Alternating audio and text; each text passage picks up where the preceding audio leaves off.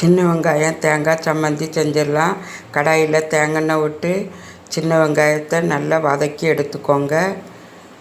இப்போ வதங்கிட்டு இப்போ இதை தனியாக எடுத்துடலாம். ஒரு 4 வத்தல் 4 கொட்டையில் புளியை எடுத்து அதையும் வதக்கிக்கோங்க. இப்போ வத்தல் வறுத்தாச்சு, அதை மிக்சியில் போட்டுக்கலாம். சின்ன வெங்காயத்தையும் போட்டுக்கோங்க. 3 இனுக்கு கருவேப்பிலை, ஒரு துண்டு இஞ்சி, 1 டீஸ்பூன் ஜீரகம், தேவையான அளவு உப்பு, 1/2 டீஸ்பூன் வத்தல் பொடி, 3/4 கப்பு தேங்காய். இதை ஒரு திரிச்சிக்கிடுங்க. இப்போ திரிச்சாச்சு. 1 டேபிள் ஸ்பூன் தேங்காய் எண்ணெய் விட்டு நல்லா நைஸாக அரைச்சிக்கோங்க. இப்போ அரைச்சாச்சு. கடாயில் எண்ணெய் ஊற்றி கடுகு, வத்தல், கருவேப்பிலை, காயப்பொடி, தாளிசம் பண்ணி இந்த சம்மந்தியில் விட்டுறலாம்.